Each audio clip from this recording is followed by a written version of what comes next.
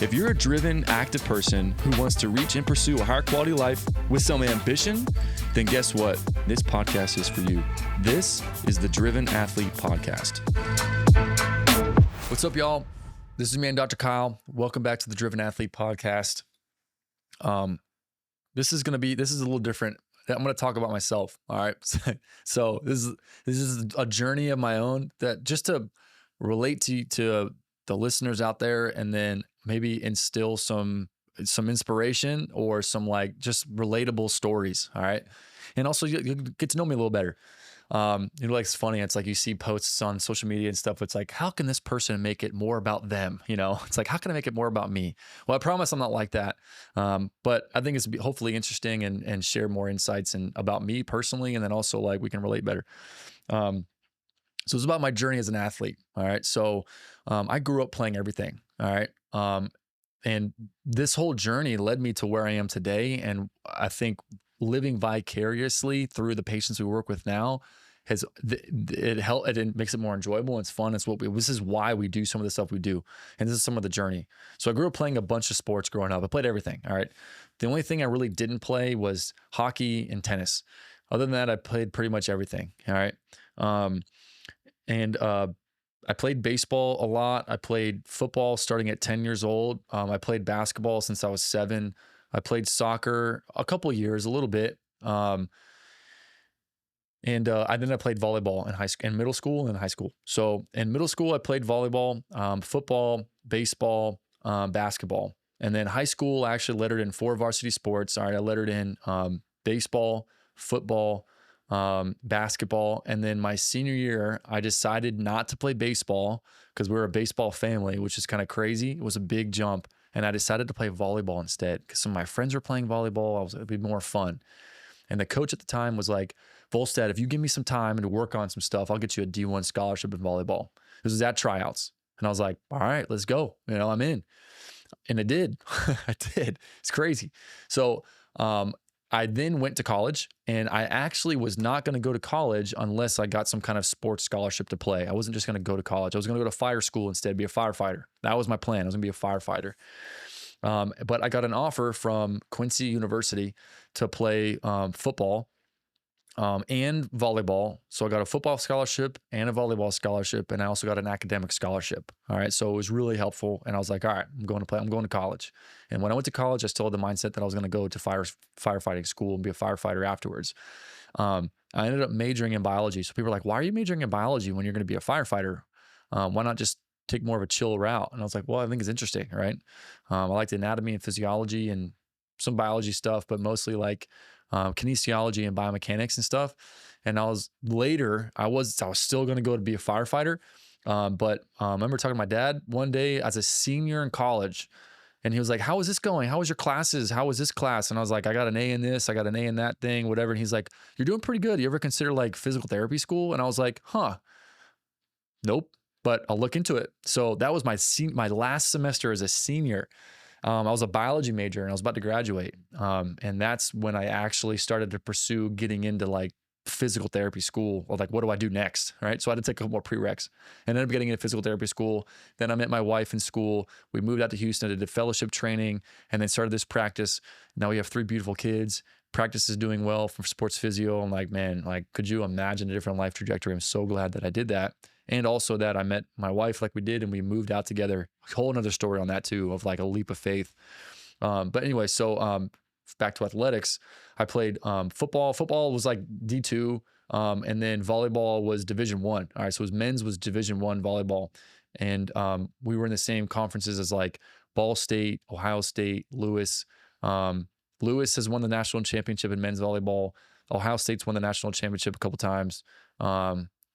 And IPFW I don't know if they've won a national championship. I don't remember. But anyway, there's like 3 major conferences in men's volleyball in college for D1. And it's like the New England area, like Penn State is like this absolute juggernaut. And then the Midwest, which is where we were. And then the West Coast, which is like Long Beach State, USC, UCLA, Pepperdine. Those are like the major players for D1. There's like only 3 conferences that are like actually competitive in that. And what's really cool is that we actually led we were not good in volleyball, and we actually had the best season in school history my senior year. So we led them up to like the best season in school history. It was really cool. I got like a second team all conference award my senior year in volleyball, which is really cool. And then football, I was a tight end and receiver, and I also did long snapping. I remember specifically, I had a big issue with confidence and self-image and insecurity, that I was always too skinny and I wasn't big. I didn't have enough big mass. I wasn't muscular enough or strong enough or fast enough to like actually play football. So like I would tell people in college, like, yeah, actually I'm a freshman. I just finished my freshman year or whatever. And I play football. They're like, you play football? Like, you don't look like a football player. I heard that thousands of times. And I'm like, oh, I'm gonna show you what's up. You know, I'm gonna tip my shoulder and show you. But anyway, that really played a major impact on me, because it really affected my confidence and my self-image and my insecurity, where battling imposter syndrome was, even though I had a lot of help, good success in high school, I was a player, like I played well, I had good skills. I had the evidence to back up that I was a good player. I still didn't believe in myself. I didn't see myself like that. So my sophomore year in college, I was actually the starting tight end going into this, like after training camp. And the first scrimmage that we did, the coach was like, all right, team one offense, go out to the field. And I was like, there's no way that I'm actually the starter. And I remember specifically, I stood there on the sideline as the whole team, the first offense ran out. And I looked to my left, looked to my right, and the backup tight end, who was a year older than me, looked at me, and then he ran out and he went out as a starter. The coach was like, thank goodness. But he was like, no, stop, time out. Like, Volstead, you're the starting tight end. Go out there. What are you doing? And I was like, oh, my bad. I didn't hear you, you know?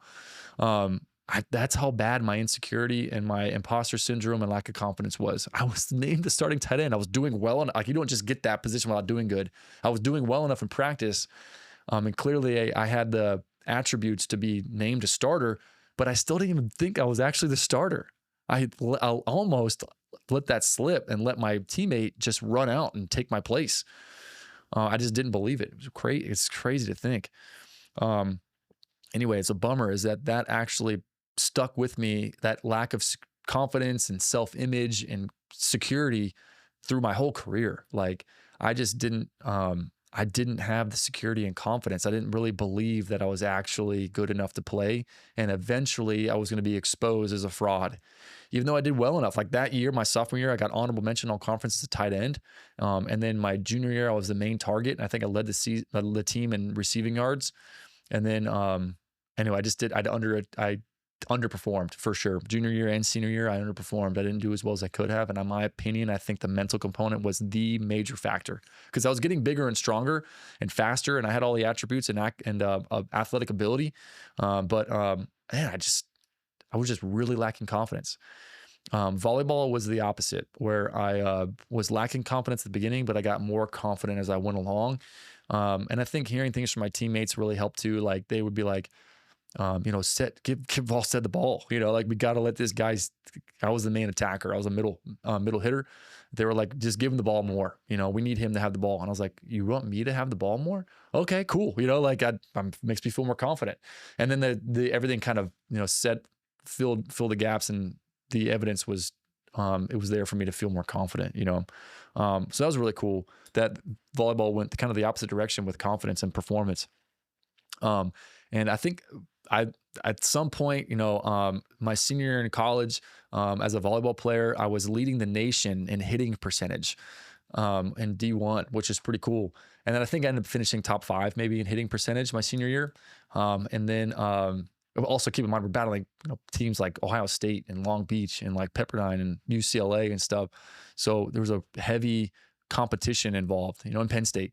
But yeah, I was leading the nation in hitting percentage. It was like that being like, how, if you get the ball set to you, what's the likelihood you're actually going to get a point and a kill? It's like a spike, you kill it.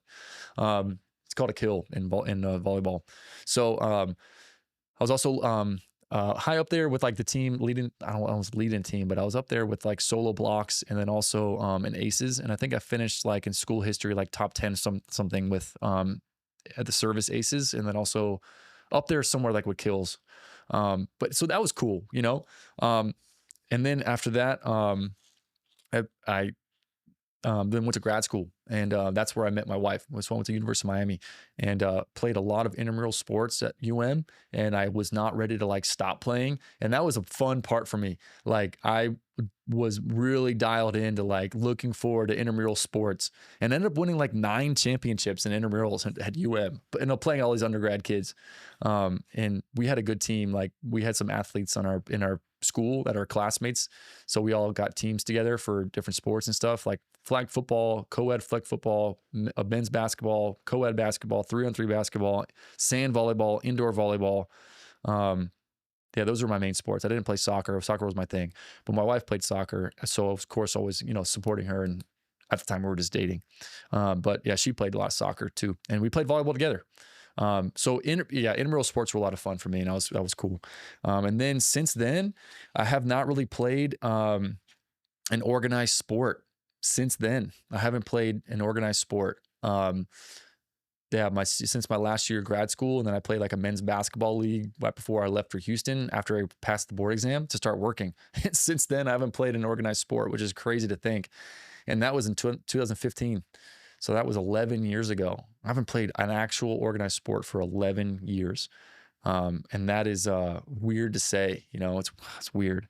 And I miss playing sports. I miss competing. I miss like getting after it, which has led me to where we are now because I live vicariously through the patients, the active people we work with, where they have like, I got a big golf tournament coming up, or I got a big pickleball thing coming up, where like it's important to them and there's something they've worked towards, or tennis match or whatever. And then also the pro athletes we work with, that's really cool, of course, and college athletes, and high school athletes as well. Yeah, that's love working with those populations because they're very passionate and they really want to get after it. And high school is a lot of passion and yeah, just a lot of passion and commitment. College is a little bit more serious and like, but still a lot of passion and commitment because they want to strive to do well. And then pro is more of a business for sure, and they need to perform. So there's a lot more at stake, with pro. And I had a little bit of it. So like when I was in college and I played football and volleyball, I was 6'5". My playing weight was 235. So I had some size. I never got over 240. Just not I just, didn't get there. But the cool thing was I was invited to this super regional NFL combine after my senior year in college to at least showcase some athleticism and football skills as a tight end. Nothing came out of it, but at least I was in a conversation, which was cool, and was able to showcase some skills and ball work and running routes and stuff like that. So that was a cool thing for me to at least get invited to that super regional NFL combine. But like I said, nothing came out of it. Fortunately, because that next year is when I went to grad school for physical therapy school. And that's where I eventually met Nicole, my wife. So it's like, had I like gone the football route and tried, I don't know, a European football, maybe Canadian football, and just like not giving it up and skipped the opportunity to go to PT school when I got accepted to school, like that would not have been the right route to go. So, cause now, I have a fun a clinical practice that I'm running and have employees that are doing really well and crushing it. And I get a lot of enjoyment watching them enjoy their life. And then we have a lot of great patients that we connect with and I'm really helping their life. And then of course, like personally, I have my beautiful wife that's amazing. And then we have three beautiful, healthy children that we just like love more than anything in the world, So I'm super grateful and thankful for all that. But all those journeys prior and the sports, in my opinion, which is I'm an advocate for sports, there's so many character development traits that come with the grind and the failure. And even though you're not feeling good, you still got to show up and you got to show out. Like you need to perform. Even when you're not feeling good or you're tired or you're hurt or like you're banged up, and like my knee isn't feeling good, but I still got to play. If I want to play Ohio State this weekend, I need to practice. I got to show the coach I still can do my thing, coming after just injuries in football, because those happens all the time. So many character traits, discipline, hard work, patience, grit, I think is a huge one. Just the perseverance and passion. And then being able to pull it out and perform when you're not your best. A sense of gratitude when it's like I'm able to do fun things. And then football is unique because it's so physical. You're hand-to-hand combat and you're going to get hit. You keep your head in a swivel because there will be a time where you get laid out. And even that risk and concern after it happens, like that didn't feel good. And I got embarrassed and shamed and my head hurts or like my hip hurts or whatever. You still got to line up and go toe to toe again. Even if somebody's bigger than you, like, it's intimidating, right? Cause I grew up at high school as like not the big kid. I was thin and lean and like skinny, and I had skills, I could play, but I wasn't a hulking, linebacker. So like lining up against those kids, you still got to show up, man. Like you're gonna line up toe to toe, or you're gonna let this intimidation prevent you from doing that. And it takes a lot of bravery and courage, in my opinion. So there's a lot of, with football unique being the character traits involved with that, and the physical toughness and grind, to just show up day to day, day after day. I really advocate for people playing sports. It's a good outlet, and it's a fun teammate relationship building, and a lot of character traits that can be built over time with doing that stuff that then leads into your later life, that trickles into professional life, directional purposefulness and discipline, that if harnessed and channeled the right way can, I think, lead to great things that I'm always trying to work on. By no means am I perfect, but otherwise, not having those kind of experiences that I think can shape someone's life for the better, and then pass it down to my kids, and be a role model and a leader for them and an example of all those things, So anyway, so with that being said, where I'm at now, when I practice and working with patients, that's why I get excited about like, yo, your shoulder feels good and you want to you're back to playing sports again, and you scored a goal, or like you scored you hit a base hit or whatever in baseball, or you're able to pitch again and be your baseball game, or your knee was hurting and now you're back on the lacrosse field and you're able to play, or weekend warriors that like they play tennis tournaments or matches or whatever, pickleball, and like they're able to play again and they're super animated, enthusiastic. Like, I played good, my ankle felt fine, and like I was able to do all that. It's like, dude, it's awesome, man. Like freaking high five, dude. Like let's go. So though we like to live vicariously through that, and we get enthusiastic and amped up with stuff like that, which is why we're passionate about what we do. And why we're passionate about what we do, my philosophy on this too is like, then you got to be the best. Like we have to provide the best care with the best lens to get the best results. So we have to, that's why I went through fellowship training and all that stuff. I was like, I'm not just going to dip my toe halfway in and be mediocre. Like we need these people, there is a solution. I wish I had someone like me when I was playing in high school and college, because some of the things that were limiting me that I could have been fixed with, and maybe just improved the quality of just the athletic experience for me. I was fortunate with how far I got for sure, but still being frustrated and confused. Like nobody can figure out what's going on. There has to be some kind of a solution versus just like, well, it's just the way it is, like just ice it and take Advil. It's like, bro, there's got to be a better way. Things don't hurt for no reason. There is a solution. So that's why I wanted to be the best. I'm not saying I'm the best. I wanted to learn from the best, and that set myself for success as best as possible. And I think that's what I did with learning from people that I look up to and admire as the best, so that I could trickle that down to other people and work with them, and live enthusiastically with them. And with the last component would be like something I got introduced to recently is the Japanese philosophy of ikigai, which is it's spelled Ikigai, ikigai. And it's like your calling. What is your purpose? When the three things all meet together, like imagine like a circle diagram, when all three things converge in one component of passion, as in like you enjoy doing it. Number two, you're good at it. You just have a natural knack for this thing that you're doing. You love it. You're passionate about it. You're enthusiastic about it. You're naturally good at it. All right. So it reinforces you to want to dive more into it. And then the last one, you can make a monetary, you can make a living off of it. So those three things combined, you can't just, otherwise it's just a passion, right? Like it's just a hobby that you can't actually make a living off of. But those three things combined, I feel like this is my ikigai, and I like that. And I want to lean into that and dive in more. So that's a little bit of insight on some of my background and some of the things that I did that led me to where I am now, and some of the lens and insights and why I do what I do and how I do it, and living vicariously through the patients we work with now. But if you have any questions or anything, don't hesitate to reach out. We'd love to learn more about if you have a specific issue that we can help you with. We can at least chat on the phone and see what we have going on. No strings attached. Like we just like talking. I can at least direct you where to go. And if we're not the people for you, we'll refer you out and direct you where to go. But we can at least chat more about your specific problem, and we'll catch y'all next time.